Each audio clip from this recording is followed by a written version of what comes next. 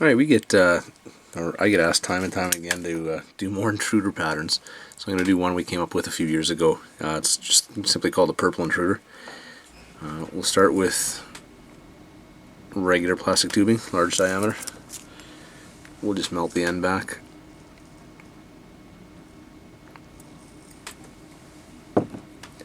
So you get that nice ridge like we usually do.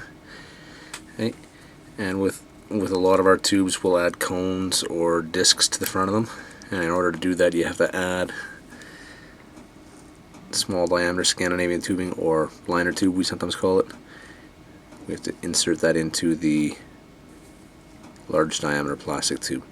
So we'll just squeeze it in as far as I can go. I just syringe kind of cut, just a diagonal cut on the tube, and we'll get it in. I like to get it in at least, well, no, about 1/4 of an inch if I can. Okay, so we're in. We'll cut. Now in this pattern it's really important that you do this because we're going to add a cone like I mentioned, and only our really huge cones can actually be added to the large diameter plastic. So we'll put the small diameter liner tube so that we can add a cone later. Right, we'll get this onto our tapered needle. Okay, just reset this so it looks straight for you guys.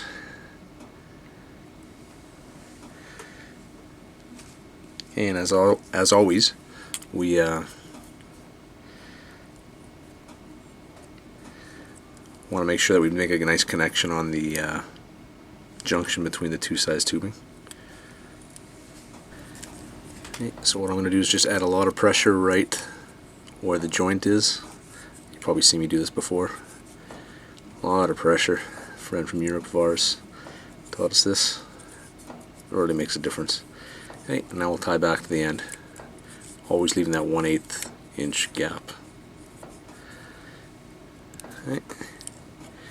Now with most of our intruder patterns, not everybody's but ours anyway, Lady Emperor's center tail feather is a huge part of it. So we'll start by adding a few fibers.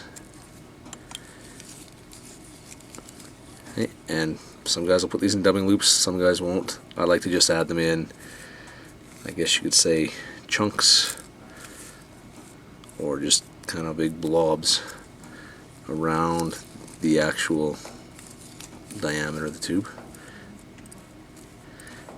Okay, you want to spread them out a little bit.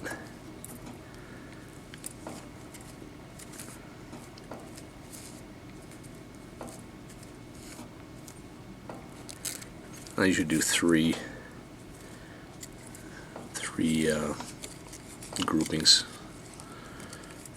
That usually spreads out enough because you're going to add more throughout the fly anyway. So, okay, at this point I'm going to add a little bit of pearl flash glue.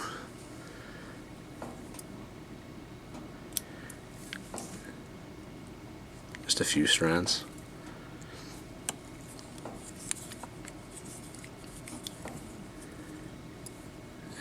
And it doesn't really matter, you add it on the top or on the bottom, on the side, wherever, because when we go halfway through this fly we're going to add some more, probably in a different direction. At the front we're going to add a little bit more in the third direction, so overall when the fly is finished you'll have flash on every side of it. Okay, so where you put it here doesn't really matter too much. Okay, at this point we're going to have to put a ribbon of silver oval tinsel. And this is mostly just for show, just to actually hold the floss on, because we're going to go with a black floss body for the back half of the fly.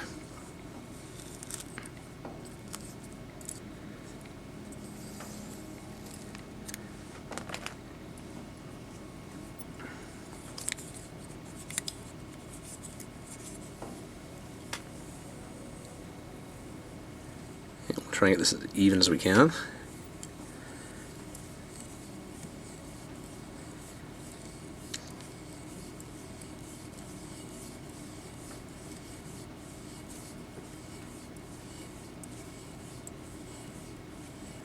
Okay, and about halfway we'll stop. Tie off.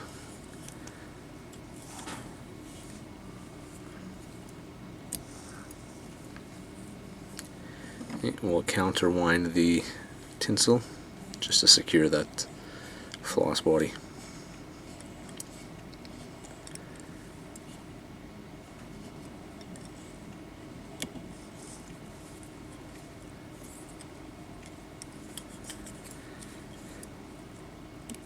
Alright, at this point we like to add a little bit more Lady Amherst.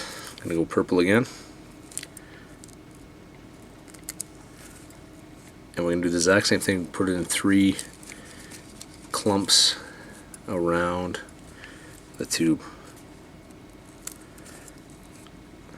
You can notice that we're going pretty fast on this because, you know, spacing the clumps out and things like that isn't a big deal because you are putting so many of them on. You're going to get an effect on the final fly that's pretty uniform anyway, even though you're not being really careful about where to put them at the time. Like I said, you're going to put 3 in the back, 3 in the front, or probably 3 in the middle and then 3 at the front, so by the time you're done, the spacing looks pretty good, just by chance. And I just like to pick it out and see what it's going to look like. At this point I'll add a little more flash too. I don't know if you can see this or not, but the flash where I added on the tail is now kind of at the bottom, so I'll make sure it's just not at the bottom as well here, so you get the flash all the way around the fly when you're finished. So again, just a few strands.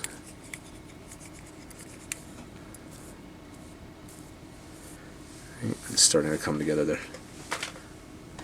Okay, at this point we're going to tie in gray heron feather that's been dyed purple. You can see, just in contrast to my hand, how big these are. They're at least 7-8 inches long. Okay, we'll just pull from the top because we're going to go tip first with this.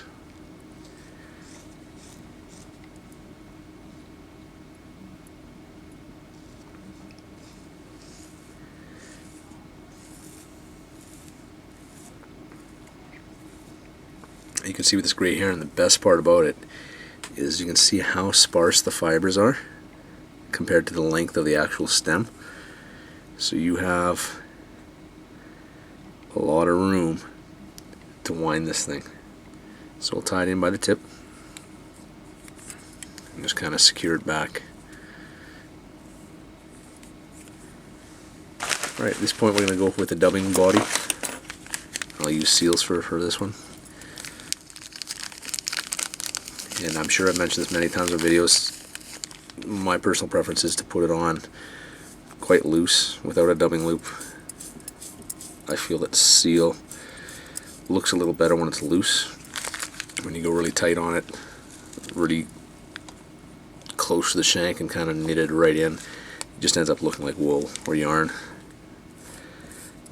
If you go loose and it kind of picks out a little bit, or as you fish it, it picks out, you get a way better looking effect.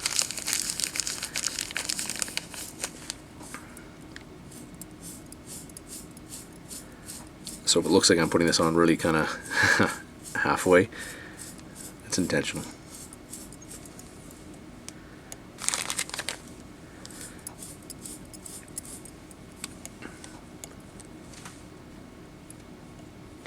You can see I just kind of left the tip of the hair in there. I'll just trim that. Okay, so that's the dumbing body, the front half of the body. And you'll notice all the Amherst kind of got, shoved down a little bit. Just pick it out a bit more. And the heron goes on top. And because it's such a long stem, I can really take my time in making quite a few wraps with this.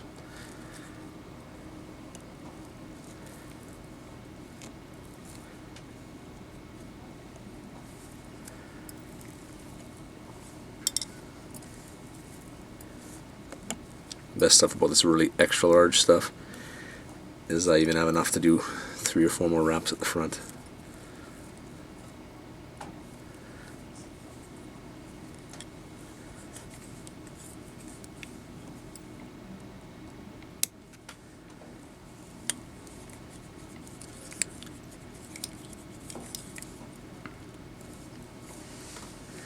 Okay, so we've got that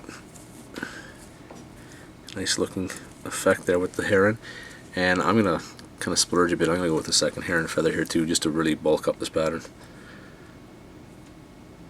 really give it that buggy look.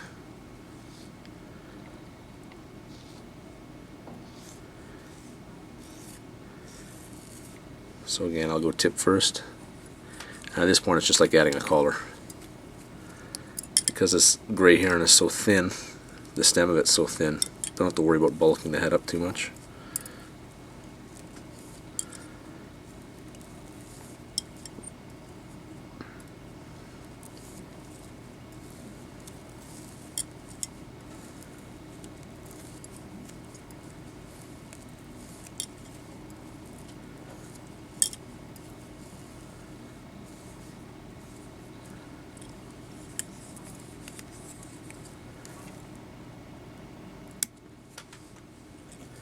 And again, I'll just sweep everything back.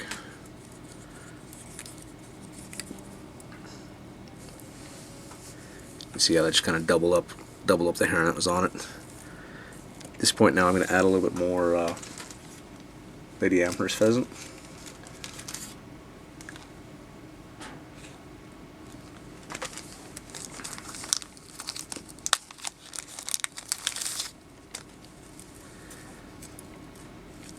Again, just adding it the same way I did before.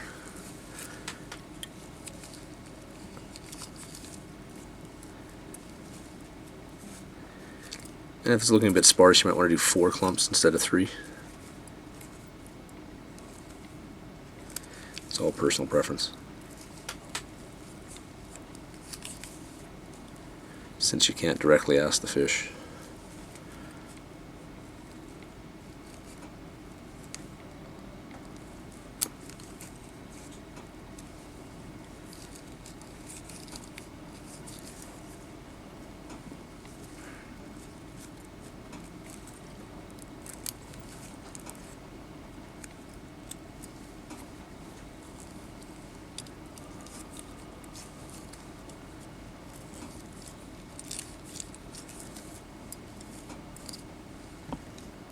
Right, and I always like to just kind of spin it around and make sure I've got a pretty even cover of the pheasant.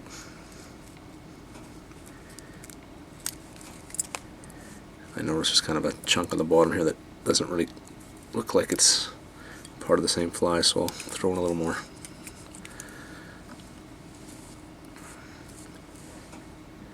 Alright.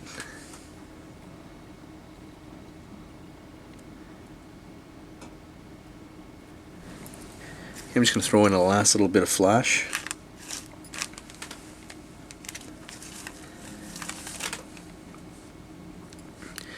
And sometimes we'll switch up the colors of flash too. I'm going to put a little pink flash in the front of this because we're going to put a pink collar on it anyway.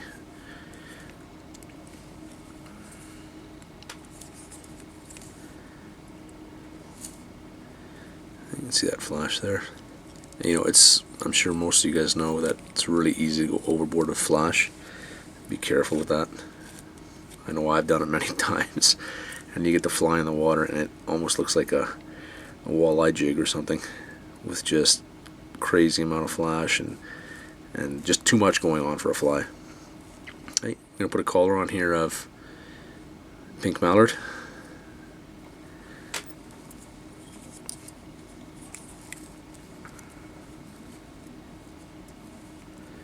Try and get as many spins as we can. Just puts a nice finish on the fly.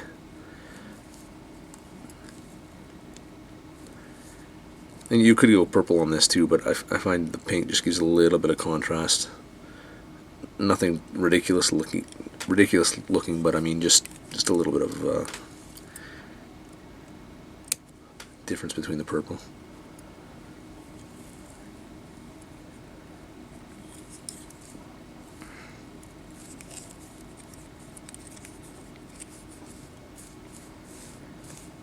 Okay, always give it a good pick out just to see how it's looking.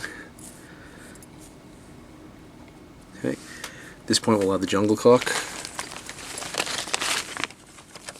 Completely optional. And I absolutely guarantee the fish don't care. But since this is a video, we'll do it nice and pretty.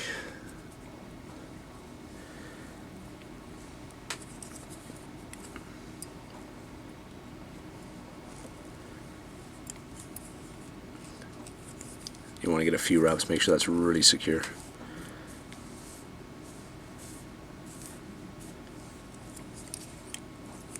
Alright, at this point I'm going to whip finish it a couple of times.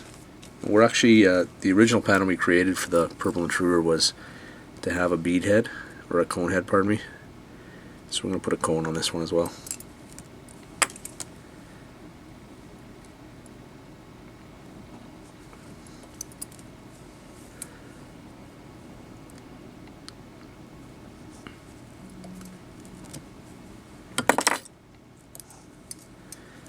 Alright, glue that up.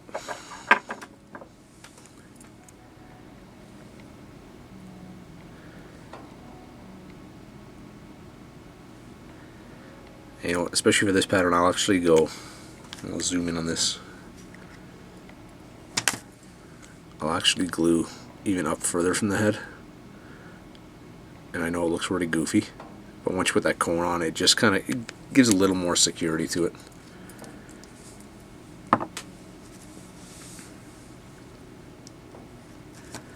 Of course, you can put any kind of cone on you want. The original pattern of this called for a copper cone. We're going to put a brass one on this though. A painted cone too. A painted purple or pink cone will be great. We'll just slip this on. And then once we go for a really tight, so I actually spin them on. And it's not threaded or anything like that. It's just when you spin it, it's so tight that when you spin it, it really just makes a good connection. And that glue, I mean, the glue doesn't hold the cone by any means, but it gives it a start to kind of grab it on there. What we'll do now is we'll just, and sorry, I don't know if you can see that or not. That's one thing we do, is we always try and have a nice tight fit with our liner and our cones. And you probably see the marks there where I screwed the cone on. So it's not a loose fit. I've melted the lip on. Sorry, I missed that part in the video. Melted the lip on. What I'll do is I'll just cover the whole thing now with Hard as Nails from Sally Hansen. It's a fly tier's best friend, especially on tubes. And I will actually coat the whole cone, and I'll go in behind and get the thread that's underneath that cone as well. Just gives you that one last layer of protection from a fly that took 15 or 20 minutes to make.